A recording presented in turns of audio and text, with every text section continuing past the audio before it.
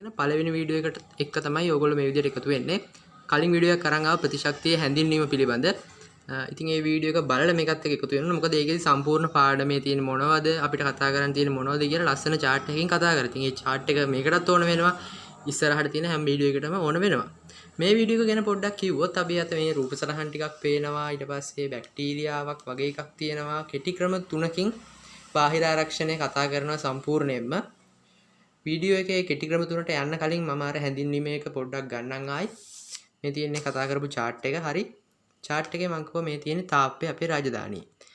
ඒ රාජධානියේ හදනකොටම තියෙන ආරක්ෂණ යාන්ත්‍රණ දෙකක් තියෙනවා. පළමු පෙළ ආරක්ෂණය සහ දෙවෙනි පෙළ ආරක්ෂණය. ඒකෙන් පළමු එකට තමයි අපි කිව්වේ බාහිර ආරක්ෂණය කියලා. දෙවෙනි පෙළ ආරක්ෂණයට අපි කිව්වේ අභ්‍යන්තර ආරක්ෂණය කියලා. අපි මේ වීඩියෝ එකේ කතා කරන්නේ නම් පළමු පෙළ ආරක්ෂණය ගැන. දැන් පැහැදිලිනේ. එතකොට ඒකේ අපි දේවල් තුනක් ගැන කිව්වා මම කලින් වීඩියෝ එකේ කිව්වා මම ආයෙ මේකෙදි මතක් කරලා දෙන්නම්. අංක 1. මේ දින තාප්පේ වගේ එක. හරි. ඒ තමයි අපේ මිනිස් සමේ සෛල. අංක 1. හරිනේ ඔන්න එහෙනම් පාඩම් කරගන්න මිනිස් සමේ සෛල. අංක 2. කුහර ආස්තරණය කරන්නේ ශ්ලේෂ්මල පටලය. කුහර ආස්තරණය කරන්නේ ශ්ලේෂ්මල පටලය. අංක 3. විවිධ ඉන්ද්‍රියන් වල ශ්‍රාවයන්. විවිධ ඉන්ද්‍රියන් වල श्रावයන් මේ දාල් තියෙන දියාංගල් වගේ ළඟට මේ තියෙන තාප්පේ මේ කුහර ආවරණය කරපු තාප්පේ ආයි කිව්වොත් මිනිස් සමේ සෛල මේවා ශ්ලේෂ්මල පටලය විවිධ ශ්‍රාවයන්. දැන් වැඩේ පැහැදිලිනේ. දැන් අපි බලමු ඕකේ තියෙන කෘත්‍යයන් ටික මතක තියාගන්නේ කොහොමද කියලා. හරි බාහිර ආරක්ෂණය යටතේ. වැදගත්ම දේ තමයි බාහිර ආරක්ෂණයේ සහජ ප්‍රතිශක්තිය මේවා හැඳින්වීම තියෙනවා. දැන් ඔයගොල්ලෝ බලයි මම ඒ ගැන කතා කරන්නේ නැත්තේ ඇයිද කියලා වීඩියෝ එකේදී. වීඩියෝ සීරීස් එක අන්තිමට මම එකතු කරන්න බලාපොරොත්තු වෙමින් ඉන්නවා සියලුම හැඳින්වීම් වලට වීඩියෝ එකක්. මොකද ප්‍රතිශක්තියේ ගොඩක් අය මතක තියාගන්න අමාරුම කොටස තමයි ඔය තියෙන හැඳින්වීම් ටික ඔක්කොම. ඒකට වීඩියෝ එකක් අන්තිමට එකතු කරන්න. එතකොට මම මේ එක වීඩියෝ එකකදීවත් හැඳින්වීම් එකතු කරගන්නේ නැහැ වීඩියෝ එකට. හරිනේ. එතකොට පළවෙනි ආරක්ෂණය විදිහට අර තාප්ප විදිහට තිබෙන්නේ මොකද්ද? මිනිස් සමේ සෛල. ඊට පස්සේ මේ තියෙන කුහරයක්නේ. කුහරය ආස්තරණය කරමින් කුහරය ඇතුලේ තිබ්බ ශ්ලේෂ්මල පටලය. විවිධ ඉන්ද්‍රියන් වල ශ්‍රාවයන් ඒක මම කියන්නම් එතෙන්දී ඒක කොහොමද මතක තියාගන්නේ කියලා ලස්සනට. මිනිස් සමේ සෛල ගත්තාම සමේ සෛල වල කෘත්‍යයන් දෙකක් සිදු වෙනවා. හරිද? සමේ සෛල කියන්නේ ඊටා ළඟින් ඇසිරුණු අපිච්චද සෛලනේ. එතකොට මේවයි මතු පිටිස්තරයේ කෙරටිනීභූත වෙලා තියෙන්නේ. මේ කෙරටිනීභූත මතු පිටිස්තරය භෞතික බාධකයක් විදියට. අර කියන්නේ තාප්පේ වගේ ක්‍රියා කරනවා ශුද්‍ර ජීවීන් ආගන්තුක අංශු මේවා ඇතුළේ වීම වළක්වන භෞතික බාධකයක් විදියට ක්‍රියා කරනවා. ඒක තමයි එහෙනම් අංක 1. අංක 2 තමයි සමේ මතු පිට අපිච්චද සෛල නිරන්තර ගැලවී ඉවත් වීම සිදු වෙනවා. ඒ නිසා සමේ මතු පිට සිටින ශුද්‍ර ජීවීන් නිරතුරුව ඉවත් වීම සිදු වෙනවා. ඔන්න ඔය විදිහට ක්‍රම දෙකකින් බාහිරින් අපිට ආරක්ෂාවක් සපයනවා. සමේ අපිච්චද සෛල මගින්. දැන් ඒක පැහැදිලි හොඳටම. කෘත්‍යයන් දෙක මතක තියාගන්න තමයි රූප සටහන වැදගත්. රූප සටහන අඳින්න ඕන කියලා එකක් නැහැ. අර chart එක නම් ඇදලා තියාගත්තොත් පාඩමටම ලේසි.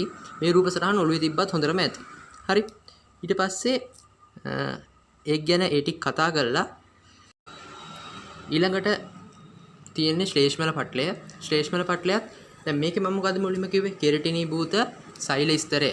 ළඟින් ඇසුරුණු සෛල ස්තරය මගින් භෞතික බාධකයක් විදිහට ක්‍රියා කරන ශුද්‍ර ජීවීන් සහ ආගන්තුකාංශු ඇතුළු වීමට එරෙහිව. එතකොට මෙතන මොකද වෙන්නේ? අර මේ ඇතුළෙන් ආවරණයක් කරලා තියෙනවා ඒ වගේම. එතකොට එතෙන්දි මොකද වෙන්නේ? කුහරමේ ව්‍යුහවල ඇතුළත ආවරණය කරමින් ශුද්‍ර ජීවීන් ඇතුළු වීමට එරෙහිව භෞතික බාධකයක් විදිහට ක්‍රියා කිරීම. ඒක තමයි පළවෙනි කෘත්‍ය ශ්ලේෂ්මල පටලය. හරිද? දෙවෙනි කෘත්‍ය වෙන්නේ ශ්ලේෂ්මල පටලයෙන් නිපද වෙනවා ශ්ලේෂ්මලේ. හරියට අර අපි කතා කරේ මේ තාප්පේ ඇලෙන දෙයක් ගාලා වගේ. උඩ ඇතුළු වෙන්න හදනකොට ඒකේ ඇලෙනවා. ඇතුළු වෙන්න බෑ. හරිද? අන්න ඒ වගේ ශ්ලේෂ්මල පටලයෙන් නිදහස් කරනවා ශ්ලේෂ්මලේ. මේ ශ්ලේෂ්මලේ ශුද්‍ර ජීවීන් සහ වෙනත් ඇතුළු වෙන අංශු මොකද වෙන්නේ? ශ්ලේෂ්මලේ තැම්පත් වෙනවා. එහෙමත් නැත්නම් රඳවා ගැනීම සිදු වෙනවා. හරි. ඒ දෙක තමයි ශ්ලේෂ්මල පටලයෙන් වෙන කෘත්‍යය.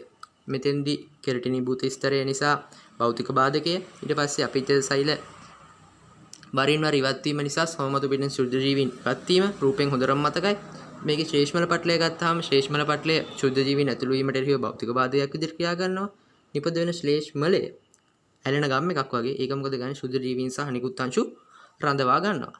මේක අපිට එක මේ ඊළඟට වැදගත් මේ තමයි මේක තියෙන තැන් ටික මතක තියාගන්න එක. කුහරමය මේ අවයව වලින් තියෙනවා කිව්වේ. ඒතකොට කුහරමය අවයව හම්බෙන්නේ කොහෙද? එක නාසය. හරි. ඊට පස්සේ නාස් මාර්ගය කියන්නේ ශ්වසන මාර්ගය. ඊට පස්සේ ආහාර මාර්ගය. ඊට පස්සේ තව පහළට එද්දි මුත්‍ර මාර්ගය සහ ප්‍රජනක මාර්ගය. ওই හතරේ තමයි හම්බෙන්නේ ශ්ලේෂ්මල පටලය. හරිද? එතකොට කුහරමය ආවරණ 4. හරි. ඊට පස්සේ අපිට ඔයකෙන් එකක් උදාහරණයක් විදිහට මතක තියාගන්න තියෙනවා. ඒ තමයි ශ්වසන මාර්ගයේදී මේ ශ්ලේෂ්මල පටලය ක්‍රියා කරන්නේ කොහොමද කියලා. ශ්වසන මාර්ගය ගත්තොත් මේ ශ්ලේෂ්මලය මගින් ශ්වසන මාර්ගයට ඇතුළු වෙන ශුද්ධ ජීවීන් සහ අනිකුත් අංශු අර කලින් කිව්වා වගේ රඳවා ගැනීම සිදු වෙනවා. එතකොට ඒවැය තියෙනවානේ මේ පක්ෂම මගින් පක්ෂම සැලීම මගින් අර ශුද්ධ ජීවීන් සහ රඳවාගත් අංශු ඉහළට චලනය කිරීම සිදු වෙනවා. ශ්වසන මාර්ගයේදී ඉහළට චලනය කිරීම සිදු වෙනවා. ඊට පස්සේ ඒක රසනිකාව දක්වා තල්ලු කරලා එතනින් ශ්වසන මාර්ගයෙන් ඉවත් කිරීම සිදු කරනවා. එතන තව පොයින්ට් දෙකක් තියෙනවා. ඒ තමයි කැස්ස සහ කිවිසුම මගින්. කැස්ස සහ කිවිසුම මගින් මොකද කරන්නේ? මේ පක්ෂම වල චලනය වඩා වේගවත් වෙනවා. අන්න ඒ විදිහට තමයි ශ්ලේෂ්මල පටනේ ආරක්ෂාවක් වෙන්නේ කියලා අපි එක උදාහරණයක් මතක තියාගන්න ඕන. හරිද? ශ්වසන මාර්ගය මේ වගේ නම් මේකේ තියෙන මේ පක්ෂම මගින් මේ විදිහට ඉහළට චලනය කරලා කිවිසුමක් කැස්සක් කියන්නේ. එතකොට මේක තවත් වේගයෙන් වේගය වැඩි වීම සිදු වෙනවා පක්ෂම චලනය වීම. හරි. මේ මගින් පෙනහැලි තුලට ආගන්තුක අංශු ශුද්ධ ජීවීන් ඇතුළු වීම බලක්වනවා.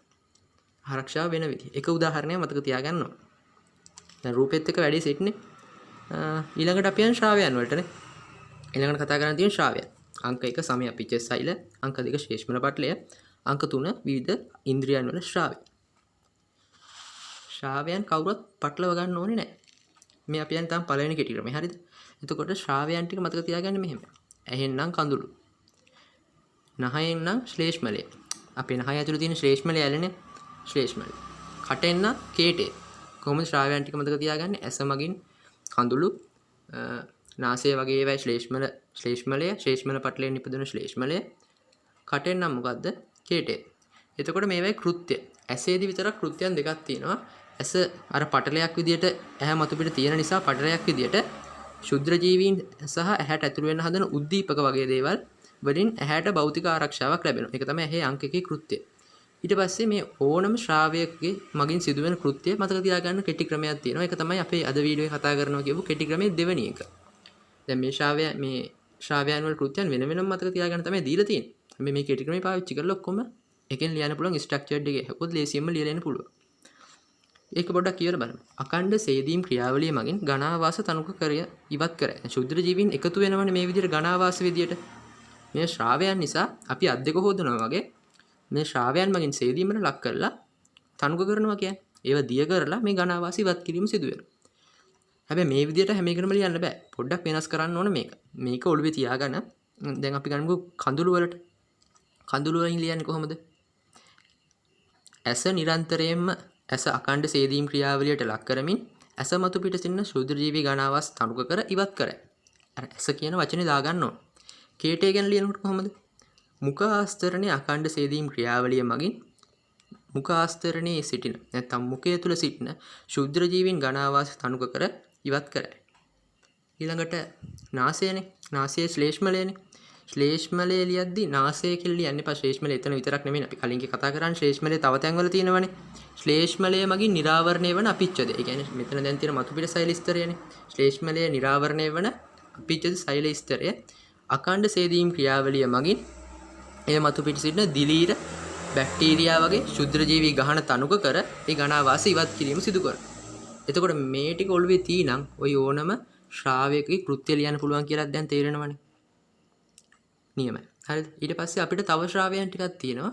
මේ හැම එකක්ම හොඳට බලන්න අර තාප්පේ වගේ භෞතික බාධකයක් විදිහට ක්‍රියා කරනවා. ඒ කියන්නේ එන එක නවත්තනවා මේගොල්ලෝ. එන්න දෙන්නේ නැහැ ඇතුළට. එන්න එපා කියලා නවත්තනවා. භෞතික බාධක ඒවා. කවුරුත් රසායනික බාධකයක්. ඒ කියන්නේ රසායන ද්‍රව්‍ය දාලා අරුව විනාශ කරන එහෙම එකකට ගියේ නැහැ. තාම. එහෙම එකකට යනවා ශ්‍රාවයන් කිහිපයක් තියෙනවා. ඒ ශ්‍රාවයන් මගින් මේ බැක්ටීරියා විනාශ කිරීමක් සිදු කරනවා බාහිර ආරක්ෂණයේදී. නැතුව ලොකුවට රසායනික ආරක්ෂාවක් මෙතෙන්දි වෙන්නේ නැහැ. ඕකත් ගොඩක් කට්ටිය පටලව ගන්න එක. මම මුලින්ම කියන්නම් ওই රසායනික ශ්‍රාවයන් කියලා හඳුන්වන තුන. ඒවත් අර විවිධ ඉන්ද්‍රියන් වල ශ්‍රාවයන් වලටම තමයි අයිති වෙන්නේ. ශ්‍රාවයන් තුන මම මුලින්ම කියන්නම්. අංක 1 ලයිසෝසයිම්. හරිද? ලයිසෝසයිම්. ඊට පස්සේ ආමාශයේ තියෙන HCl. ඒක ආමාශයේ HCl කියලා ලියන්න ඕන.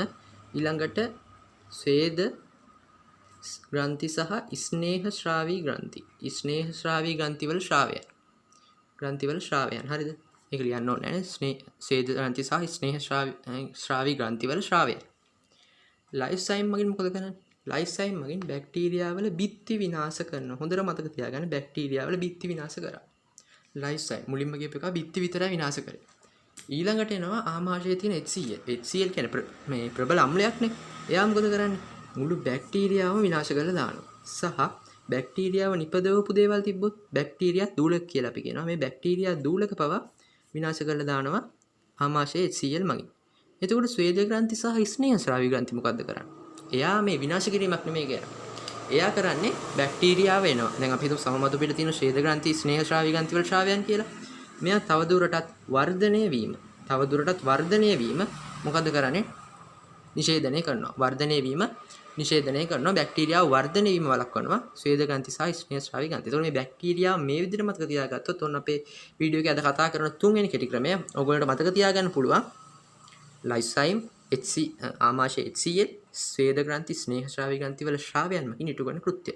ඒතකොට බාහිර ආරක්ෂණය කියලා පිටු දෙකක් විතර දීලා තියෙන දිග ඡේදේ. රිසෝස් එක බලන්න රිසෝස් එකෙත් මේ ටිකම දීලා තියෙනවා. මම කියපු කරුණු ටිකම මේ රූප ටික ඔළුවේ තියෙනම් ওই ටික මතක තියාගන්නේ කිසිම ගේමක් නැහැ. විනාඩි 10ක් වගේ කාලයක් ඇතුළත රූප ටික මතක කරගත්ත කරුණු ටික මතක කරගත්ත විභාගයට කලින්. ඒක නිසා දැන් ඔයගොල්ලෝ මේක බලන්න විභාගේ කලින් නොවුණත් විභාගේ ලඟ වෙන දවසට මේව මතක තියාගන්න ඉක්මනට මතක් කරගන්න පුළුවන් වෙනද වගේ පැයක් වගේ අරගෙන මේව පාඩම් කරන්න ඕනේ නැහැ කොහොමදවත්. හරි. එතකොට ආරම්භයක් විදිහට මම මේ වීඩියෝ එක කරේ අද ප්‍රතිශක්තිය පළවෙනි වීඩියෝ එක බාහිර ආරක්ෂණය. ඊට පස්සේ මේ chart එක අපි ඉස්සරහට යනවා. දැන් මේක මෙතනින් නවත්තන්න බැරුණොත් ඇතුළට එනවනේ. එතකොට අභ්‍යන්තර ආරක්ෂණය ක්‍රියාත්මක වෙනවා. ඒක වෙන්නේ කොහොමද කියලා ඊළඟ වීඩියෝ එකෙන් බලමු. ඊට පස්සේ තවත් ඇතුළට ආවොත් අනුවර්තී ප්‍රතිශක්තිය පරිචිත ප්‍රතිශක්තිය මේවා ක්‍රියාත්මක වෙන්නේ කොහොමද? ඒක බලමු ඊළඟ වීඩියෝ වලින්. එහෙනම් මේ වීඩියෝ එකත් එක්ක එකතු වුණා වගේම ඊළඟ වීඩියෝ එකත් එක්ක එකතු වෙන්න අපේ Telegram සහ WhatsApp group වලට එකතු වෙන්න. වෙයි link කලින් දාපු වීඩියෝ එකේ description එකෙත් ඇති. මේකේ සමහර විට ඇති. මේක නැත්තම් එකෙන් බලන්න. ඒ වගේම ප්‍රතිශක්තිය මුල් වීඩියෝ වලට සංසරණයට දාපු වීඩියෝ වලට අනිත් පාඩම් වල වීඩියෝ වලටත් එකතු වෙන්න. ඔග වැදගත්ම දේ තමයි ඔයා මේ වීඩියෝ එක වෙනකන් මෙච්චර වෙනකන් බැලුවා නම් ඕගොල්ලෝ තමයි මේ වීඩියෝ සීරීස් එකත් එකතු වෙන වැදගත්ම කට්ටිය. මොකද වීඩියෝ එක අන්තිම වෙනකන් බලන්න නැත්නම් මට වැදගත්. ඕගොල්ලොන්ගේ කමෙන්ට් එකක් මට ඕන. ඊළඟ වීඩියෝ සීරීස් එක අරගෙන එන්නේ ගොඩක් වැදගත්. මොකද ඒ කමෙන්ට් දැක්කම හිතෙනවා ඕගොල්ලෝ බලනවා තව වීඩියෝ අරගෙන එන්න ඕන කියලා. ඒක නිසා වීඩියෝ එක මේ වෙනකන් බැලුවා නම් ඒ කියන්නේ ඔයාට මේ වීඩියෝ එක වැදගත්. ඒක නිසා පහලින් කමෙන්ට් එකක් දාන්න. ඔයාට හිතෙන මොකක් හරිම දෙයක් තියෙනවනේ. ඒ දේ කමෙන්ට් කරන්න.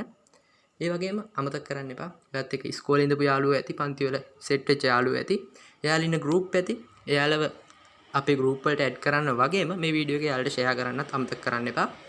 ඊළඟ වීඩියෝ වලත් එක්ක එකතු වෙන්න අපේ channel එකට එක්ක එකතු වෙලා ඉන්න අනිවාර්යයෙන්ම කිව්ව වගේම කමෙන්ට් එකක් දාන්න. ඒක ගොඩක් වටිනවා ඉස්සරහා වීඩියෝ වලටත්. එහෙනම් ප්‍රතිශක්තිය දෙවෙනි වීඩියෝ එකෙන් අභ්‍යන්තර ආරක්ෂණයත් එක්ක ඉක්මනින් හමු වෙමු.